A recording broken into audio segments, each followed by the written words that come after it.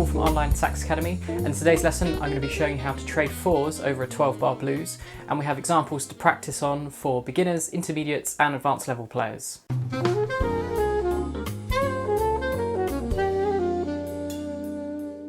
So trading 4-bar phrases, or doing fours as is often called, is a really common thing to do on jazz standards. If you've ever been to a jam session, what will often happen is someone will indicate that we're going to do fours, and you'll play a 4-bar phrase and then the drums will play a 4-bar phrase, and you stick to the form of whatever song you're playing and you go back and forth, and it will normally go around the band with each person taking a 4-bar phrase going back and forth with the drummer. But of course, if there is no drummer, if you're doing a smaller gig, maybe with just a duo or a trio, fours is a nice way to break up the structure, where instead of everyone just doing one long solo each, you can have a nice moment where you're interacting between two or more band members, going back and forth, each taking a phrase. For those of you that are newer to improvising, this can be a good first step as well, because you're not faced with having to come up with a whole 32-bar solo, for example, but you're just focusing on one 4-bar phrase, and then you get a chance to stop whilst the other person plays and you can get ready for your next phrase. So for today we're going around 12-bar blueses. For the beginner 12-bar blues, we're going around a simple 3-chord blues,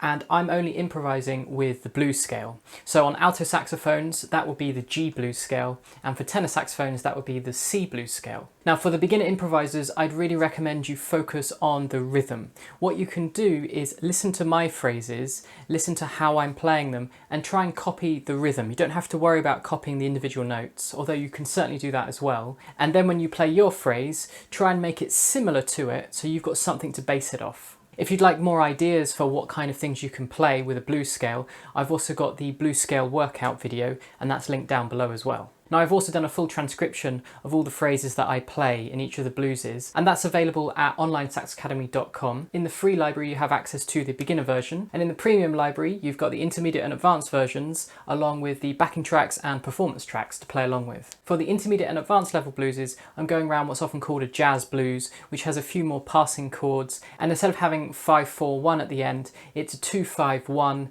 and then that goes round into a turnaround. Okay, so we'll start with the beginner version.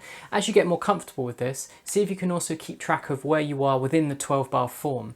As we're going back and forth with 4-bar phrases, but the whole form is only 12 bars, it means that you're going to play on the second set of 4 bars, whilst I play on the first and third set of 4 bars on the first chorus. But then as we repeat, that will reverse, because you will then be playing on the first 4 bars, and I'll be playing on the second, and then you'll be playing on the third. And it keeps alternating like that. Alright, so here's the beginner version.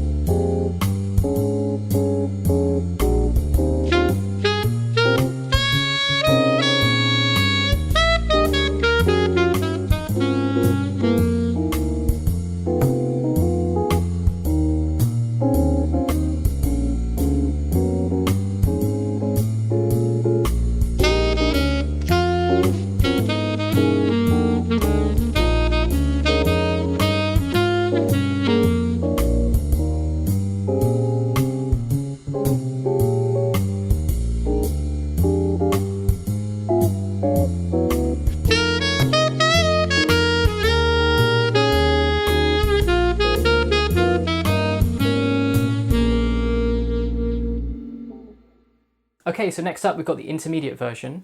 Along with using my blues scale, I was also using what I like to call the major blues scale, which is basically the major pentatonic of the key you're in. So for alto saxophones, that would be your G major pentatonic and your C major pentatonic for tenor saxes, plus the flattened third, which adds the blues note to it. I'm mainly using that major pentatonic with the flattened third when I'm on chord 1, but also when I'm on chord 2 as well. And of course the full transcription is available in the premium library, so you can go through and see exactly what I'm using where. Alright, so here's the intermediate version.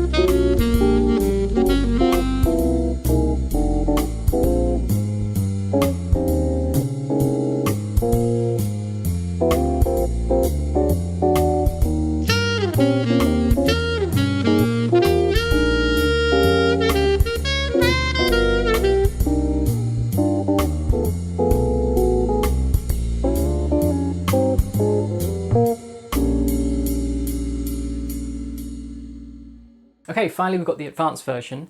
Now in this I've started to use some chord substitutions, things like using a bit of the altered scale, some different pentatonic scales. So this is a good opportunity to try out some of those concepts if you're familiar with them. And if not, you can have a look through the transcription of the phrases that I'm playing and take out any pieces of language you like, have a look at what kind of scales I'm using, and then try and use them in your phrases. Alright, so here's the advanced version.